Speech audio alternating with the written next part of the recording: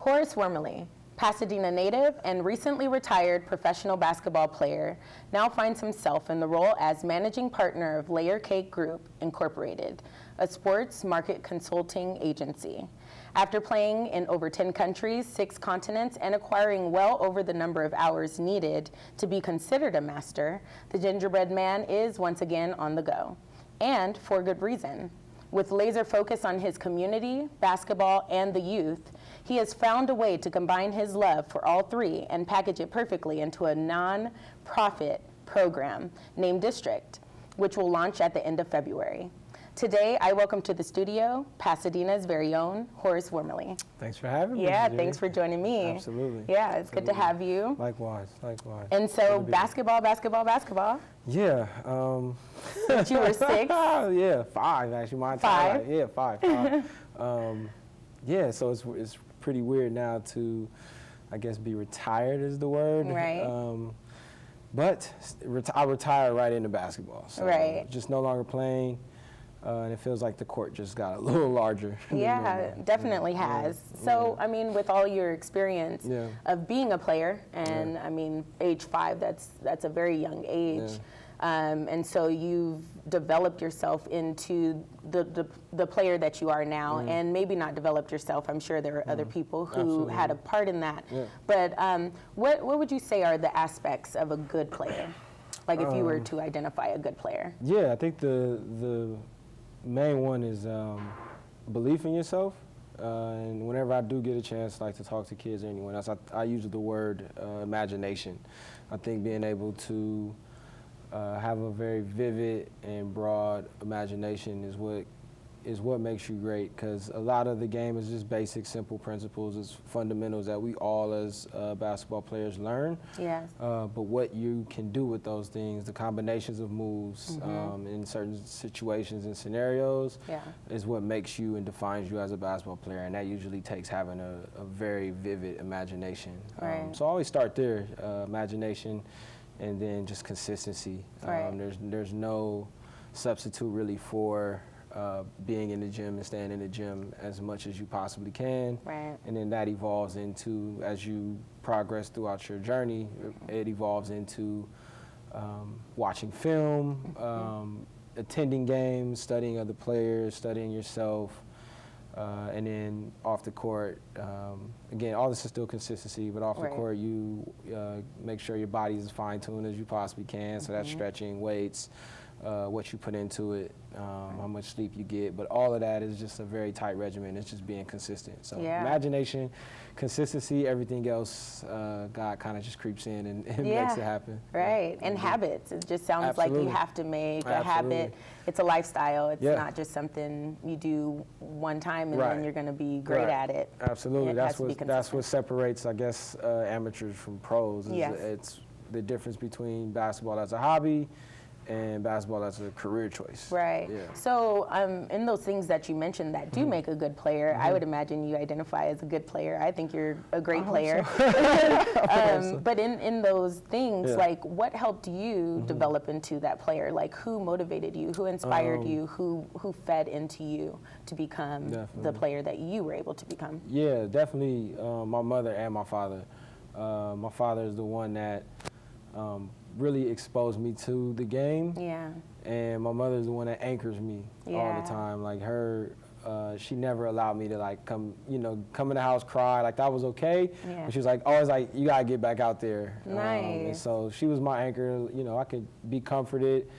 And that was always great. But my dad is also the one that just exposed me to the game. And then from there, being introduced to the Boys and Girls Club, and then Joe Ford is probably the other person who's the most Pasadena legend. Pasadena legend. I'm one of many that he was able to mentor in that way.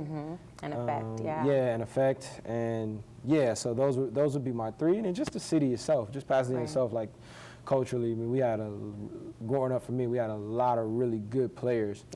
And they were really my inspiration. Like it was rare that you'd find me wearing someone else's jersey, the NBA player's jersey, and I really looked up to like Robin Kennedy, Eric Holmes, Samang Stewart, Reg Cotton, just to name a few. Those are the ones I looked up to, and they were in my community. So I didn't have to like, go outside of Pasadena to really find inspiration. Right, Yeah. very good. Yeah. So, I mean, outside of basketball, like in a technical sense, where have you found, like in your upbringing, that you've been motivated to kind of handle the business aspect of basketball? Yeah, I think that's another thing that I would probably give credit to my pops. Okay. Just seeing how he moved around the city was interesting, because I was always with him in places that I didn't always want to be, that you don't want to be as an 8, 9, 10-year-old kid, where there's a parade meeting, committee meeting here for something, city council meeting, town hall. I was always with him, and maybe whether it's through osmosis, because if you ask him, I probably wasn't listening a lot of times to his lessons, but maybe through osmosis, I think I was able to translate that over into basketball, especially being a point guard, which is my position. Right. And you just really learn to be able to deal with, not say deal with, but relate to other people with no matter their personality, no matter their background. Absolutely. And the sport provides that anyway. I grew up being able to play with kids of different faith, kids from different socioeconomic backgrounds, different ethnicities. And so being able to apply some of those lessons or things that I just saw my father do, just be able to carry them into basketball. Nice. Yeah, so it sounds like you got a really strong lesson in leadership and community from your dad. And that's business to me at the end of the day. Like, that is what business, that's ultimately what it is. You know what I mean? So my first business was basketball, being a point guard, and things just kind of carry on from there. Yeah. So you're leading into retirement. I mean, that must not have been an easy choice to make, because, I mean, it seems like you're still in the shape to be able to continue to play. So for you, what prompted that? What made it seem like it made sense for it being time now? Yeah, it was, the retirement was a bit abrupt. I think I had been tossing the idea around a little bit for maybe 2 or 3 years prior to retirement. Okay. But what actually did it was, one, I mean, from the beginning of my career, I think I've been very aware that I wasn't just a basketball player, or to borrow LeBron's term, I was always more than an athlete. Was very, very aware of that. Even before my professional career started, I was aware of that. So I was always thinking of things outside of basketball that I loved. I was always venturing into art. I would, roam through different museums. I was always reading, loved architecture, loved talking to people, like, you name it. I was always trying to test my interests, and that allowed me to stumble into what I now know as my purpose, which happened about 6 or 7 years into my career. Okay. And an opportunity presented itself for myself and my partner, Frank Robinson, to start our consulting firm and really begin to help people like us and people in our community, to help them navigate the basketball industry or the basketball world a little bit better than perhaps we had, or just better in general for themselves. So once that opportunity presented itself, I realized, you know what, I think I am fulfilled with my career, myself in basketball. I gave it my all. Yep. And I didn't have any regrets. I felt at peace when I finally made the decision. Yes, that's so key. Yeah. And just to offer too, to be very transparent for for the younger people that I get a chance to talk to, I always let them know as well. Even, and this is great, I guess, for me to get to say, is even in my imagination, I think I've always been pretty self-aware as well. Yeah. And I just knew I had hit a bit of a ceiling also in my career, where I was gonna get the same amount of money. I wasn't gonna go past what I was getting. I was very blessed and fortunate enough to have seen 6 different continents out of the 7. So I wasn't gonna have any, real new excursions from that in that sense. Even though there's always places to go. Right. but there's a lot of places to go in retirement too. And more time. Absolutely, absolutely. And ultimately, I just, started to lose. I think as I started to gain wisdom about how the industry works, I started to lose that flavor that being a player has, and started seeing how I can affect the game from a little bit better from a different place, from a different posture. Different perspective. Those three things too, along with just my body and the opportunities and all that stuff, kind of rolled into it. It's just like a perfect storm. Yeah, and I love how you mentioned self-awareness. I think that's key for an athlete, but also just for people in general. Yeah. We have to be self-aware. We have to be able to navigate the signs that are happening around us to kind of guide us to where we're supposed to be. And usually that leads us to our purpose, you know. So speaking of that, with Layercake, you know, you said that you have a business partner. Yeah. How did you know that Frank was the right partner? Because so many times people will try to go about their business on their own, and then they realize, okay, I do need someone, but then they don't have someone around to be that complement for their skills. And so, like, what was it for you that let you know that Frank was gonna be the right partner for you? Yeah, and that's great. First of all, like, he's my business partner, but prior to that, he's my friend. He's one of my best friends. So the business part actually just happened really organically. We were friends first, teammates second. We both played together with the Los Angeles Defenders at the time, which was the Lakers D-League team, now the South Bay Lakers. Oh, okay. So we spent the season playing together there, and that's really where we got a chance to see how one another works, how one another really thinks, and then the friendship gets to kind of grow beyond just the normal confines of joking around and, you know, how's your family doing? The conversation transcends into, yo, we can, you know, do something with our relationship and with the ideas that we have. Right. I don't think I really discovered that Frank was like the partner that I needed to have until maybe 3 years ago, which may sound weird. But again, we're just, our dynamic is so awesome that we can vacillate between friend and business partner in the blink of an eye. Right. That I think we were in a business meeting and we were just going back and forth, and just our perspectives were just so, I don't want to say opposite, but it just came from different points, but they served the same purpose. Right. And we were in a business meeting with someone else, and they're just looking at us like, how are you guys even doing this? Right. And I think that was for me when it dawned on me, like, you know what? It's my guy right here. Like, and you know, we gonna be, you know, tied at the hip. Right. At the hip, so. You know, it's funny because they say opposites attract. Right. But We're so often, opposites. right, you're opposites, but what may align is your values. Yeah, absolutely. And that's so important, I think, in any partnership, that you have to have your values aligned so that even when you're playing the devil's advocate or when your perspective is different, if you stick to those values and that's a part of you, then it's going to work. Absolutely. You know? And his values is, like, again, we were friends first, so his values are something that one would align with mine, but there's also some elements in his character that I look up to.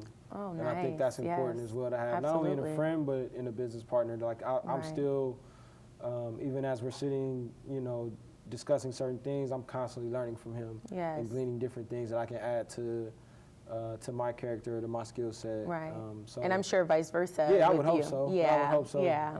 I would definitely hope so. But I know, his values, just certain things that he takes a stand on, and I'm like, man, that's really awesome. It's really dope. So. Yeah. So speaking of learning from, you know, District, it's it's a nonprofit. It's for youth. Yes. Tell us more about it. Why the name? First of all, I want to know more about that. Absolutely. So I'll definitely love taking credit for the names. Layercake and District. Oh, I love those two. Well, little secret, District. It's spelled DSTRKT. Okay. And if you look at it, we pronounce it District, but a little hidden gem in there is you can also look at it and it says Destruct. Ah. And it just comes from in that way. It's just a play on words of our mission in this is to disrupt what we know as the basketball industry or the sports world. Nice. And that is to give players more autonomy and more agency. And so what we're allowed to do through Layercake is more for the pros, and it deals more with the professionals in business and how to connect them with different brands. We take those same elements and we apply them to the youth. Okay. And that is where District comes in. Yeah. And that is why it genuinely is a nonprofit. But you deal with our initiatives, which is mental health, financial literacy, nutrition, and technology. Huge. We actually apply those to our for-profit with Layercake, and we apply them as well to District. They just look different when you apply them to the youth. Right. And we felt that was important because there were some things even growing up. We had a lot of resources. I know I had just had a lot of resources, a lot of access that many of my friends and my peers, contemporaries may not have had access to. Right. And so it's important that, for me at least now, knowing, having kind of gone through the gauntlet, the assembly line of basketball, I think I have a really good idea of what can be useful to kids. Gotcha. And I think that's the biggest thing that the role that District plays in, is really just providing the resources to the athlete that exists not only on the court, but more specifically off the court. Yeah. And so that's ultimately the gist of what we what you guys are doing. Yeah. Yeah. So tell us a little bit more about the actual programs within District. Yeah. I know you mentioned a combine, which before you mentioned it to me, I did not know what that was. Okay, no worries. So I'm glad you explained it to me, but Absolutely. maybe for our viewers, you can explain what a combine is, and then just what that does for a player, and then where that leads them, or where you would want it to lead. Absolutely. So yes, our programs, very simple too, very simple stuff. The first one is a combine. Or one of them is a combine coming up first. We're also going to do clinics, which will be more consistent. We'll have those for 8 to 12-year-olds 2 times a week. And then we'll do more isolated clinics, isolated from positions. So we'll do point guard clinic. We'll start with that, which will be in Las Vegas in the summer, 2020. Very nice. Thank you. And then we're going to do a middle school league, which we will serve as the governing board of the middle school league. A thing that's really popping up now in Southern California are these middle school preps. Okay. And so what they don't have right now is a league to play against each other. So we believe we'll be able to service a need in that way. That's good. I mean, how would someone get in touch with you? Like, say that there is a student athlete out there who is interested in being involved. How would they get in touch with you? And then also, if there's someone who's interested in supporting or joining your efforts in teaching these young people, how would they? Yeah. So we're on Instagram and we're on Twitter. Our handle on IG is DSTRKT RUN, District Run. Same thing on Twitter. My Instagram is WRMLII. Same on Instagram and Twitter. Right. And that's the best way to get a hold of us, the most immediate way to contact us. But you can also find out more information about our nonprofit is DSTRKT, the letter U.com. That's our website. Okay, cool. Indeed. So I'm going to loop back around to the for-profit. Okay. And I want to hear more about Layercake, because Layercake is really cool in the sense that you are combining the sports market and technology. And so just as an African American, in tech, that's huge. And so just tell us more about what your idea is behind Layercake. Yeah, absolutely. So I think with Layercake, what we want to do is, as best we can, get ahead of the curve when it comes to technology, or really any area or industry that intersects with sports. Again, players are usually the last ones to adopt the thing, but usually propped up in it first as endorsers. Interesting.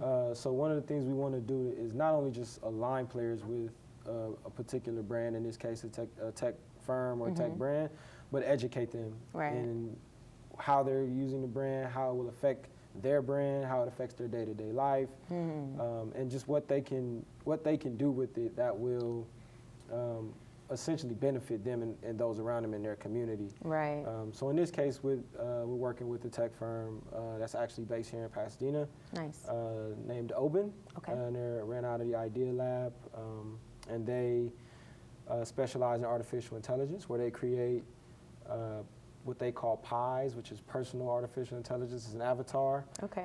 It's a really, really cool concept. Yeah. And that your avatar will be able to speak in any language in the world Wow. in your voice. Wow. And so being able to take that concept, attach one of our clients to it, and whether they're speaking, they have a podcast, or whether they just want to do game summaries, or if they have a live streaming platform and they want to carry that or stretch that out into China, they can live stream and we do subtitles, and then the avatar steps in their place. So there's a lot of different ways to use that, but we don't want to use it for monetary gain. We also want to teach players how to understand it, so that if they needed to explain it to whomever, they could. If they wanted to invest later down the road, they could.